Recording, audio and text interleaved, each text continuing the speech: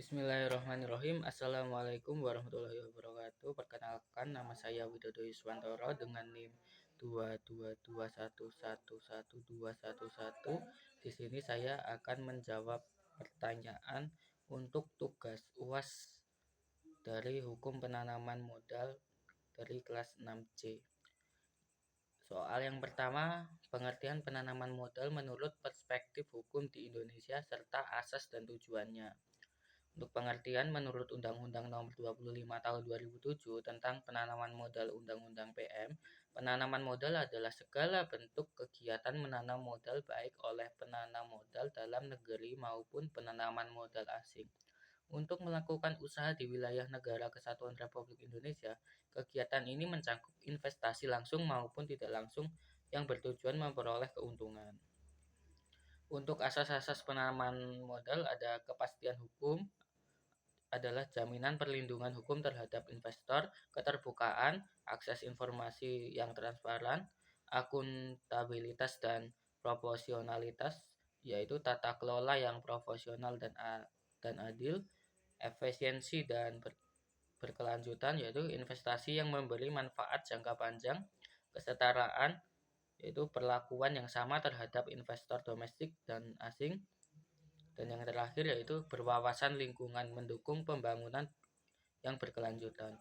Untuk tujuan penanaman modal ada dalam pasal 3 Undang-Undang Penanaman Modal. Yang pertama, meningkatkan pertumbuhan ekonomi nasional, menciptakan lapangan kerja, meningkatkan daya saing usaha nasional, meningkatkan kapasitas dan kemampuan teknologi nasional, mendorong pembangunan ekonomi yang berkelanjutan dan berkeadilan, meningkatkan kesejahteraan masyarakat.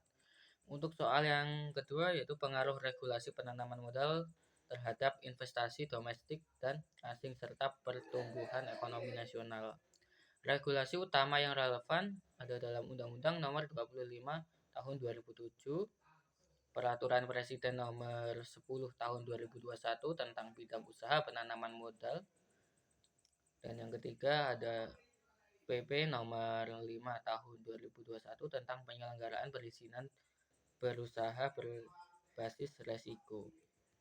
Untuk insentif penanaman modal ada fasilitas fiskal, yaitu tax holiday, tax allowance, dan pembebasan atau penanggungan biaya masuk. Yang kedua ada fasilitas non-fiskal, yaitu kemudahan perizinan, penyediaan infrastruktur, jaminan tenaga kerja, dan pengadaan lahan. Yang ketiga ada kemudahan untuk sektor prioritas seperti industri hijau, ekonomi digital, energi yang terbarukan. Dan untuk pembatasan dan larangan, bidang usaha tertentu tertutup bagi investasi yang misal narkotika ataupun perjudian. Yang kedua ada pembatasan kepemilikan asing di sektor strategis misalnya seperti sektor pertahanan dan keamanan. Untuk dampaknya, regulasi yang terbuka dan ramah investasi berkontribusi terhadap meningkatkan realisasi investor asing terhadap FDI.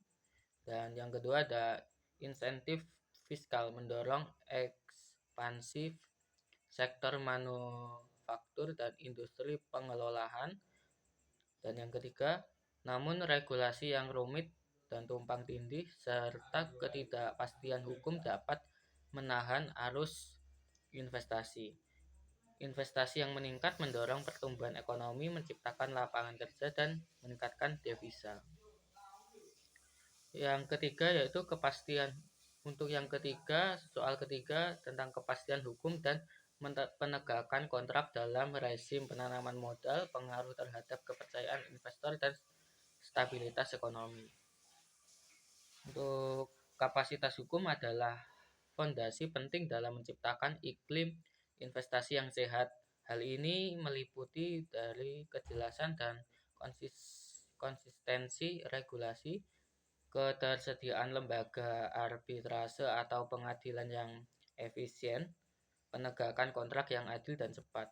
Untuk permasalahan yang kerap timbul yaitu seperti inkonsistensi antar regulasi pusat dan daerah, tumpang tindih kewenangan birokrasi, proses litigasi yang panjang dan mahal, praktik korupsi dan atau ketidakpastian dalam penegakan hukum.